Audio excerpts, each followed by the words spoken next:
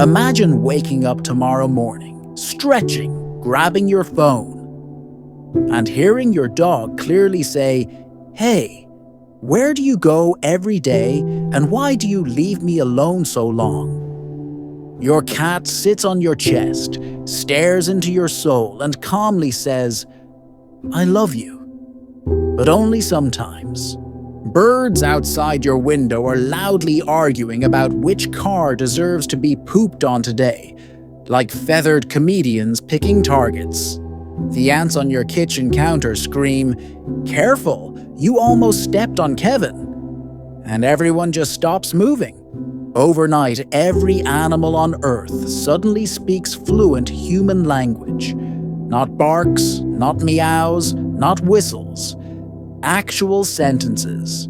It sounds adorable, it sounds hilarious, but it would also instantly become one of the biggest events in human history. So, what actually happens next? And are we even ready for it?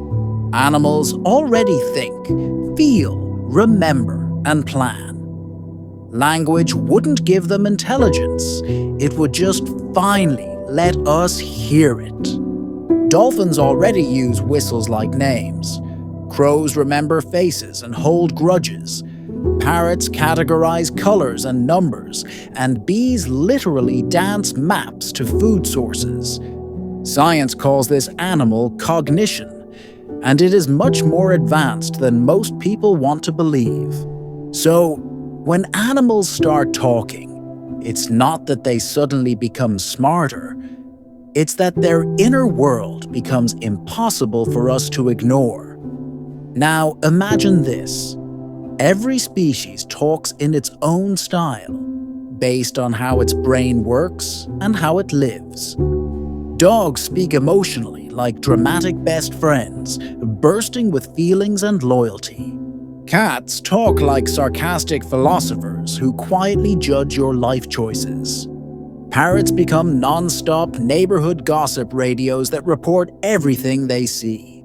Elephants speak slowly, telling long family stories that stretch across generations. Dolphins sound like chaotic prank geniuses who can't stop laughing between sentences. Cows speak softly and ask surprisingly serious questions about their lives. Your home would change first, because suddenly your pets explain everything you've always misunderstood about them. Dogs tell you, "I bark because that guy smells like fear and meatballs, not because I'm broken." Cats admit, "I knock things off tables to test gravity and your patience." Fish finally say, "Please stop tapping the glass. That is literally my entire house."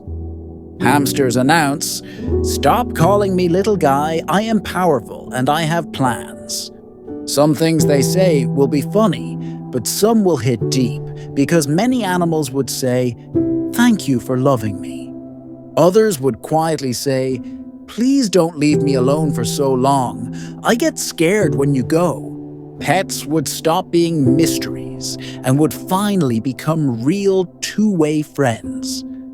But the outside world would change even more than your living room. On farms, cows say, "We're scared." Pigs say, "We feel pain like you." And chickens say, "Please be gentle with us." Ethics explodes overnight, because now animals can literally testify about what happens to them. Factory farming, animal testing, fur trade, and circuses would all become global debates instantly. A goat could actually be a legal witness in court, speaking about mistreatment in its own words. Some people would stop eating meat immediately. Others would try arguing with their cheeseburger first. And yes, that would be just as weird as it sounds. Nature itself becomes loud. Forests are no longer quiet, because every creature finally has a voice. Squirrels shout insults from the trees at anyone who walks too close to their acorns. Owls give dramatic life advice at 3 in the morning, like feathery therapists who never sleep. Raccoons proudly yell, Trash is my treasure, you shiny-toothed, hairless raccoon. Get away from my bin. Predator and prey begin arguing, bargaining, negotiating, and sometimes roasting each other before they run. A gazelle says, "Please not me, I have kids." And a lion sighs and says, "Fine, Carl runs slower anyway." But the most powerful new voices on Earth belong to whales. Whales live decades, travel entire oceans, and remember everything they hear. They would say, "We remember when the oceans were quiet, before engines, before sonar, before plastic."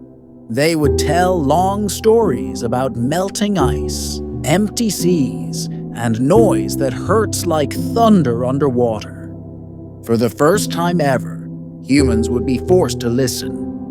Scientifically, language requires complicated brain systems like Broca's and Wernicke's areas, and dense networks of neurons. Some animals already have partial versions of these systems, which is why parrots, dolphins, and apes are so incredibly close to true language. If animals suddenly spoke, their brains would rapidly rewire, because language literally reshapes the brain, just like reading once reshaped ours. And here is the craziest part. Animals already talk about us, just not in words we understand yet. They recognize faces, remember kindness and cruelty, warn others about dangerous humans, and teach their children who to avoid. So when real speech appears, expect reviews. Dogs say, "You are my favorite person in the universe." Cats say, "This contract is acceptable, for now." Crows say, "We saw what you did with that sandwich and we will never forget it." Society flips upside down almost instantly, because now we must answer the hardest question. Are talking animals now people? Do they get rights, jobs, education, and the ability to say, "I don't want to live in a zoo"? Do they vote, own property, or decide where they live? Humanity would have to redraw the line between human and animal, because the old line just vanished overnight. Here is the real twist.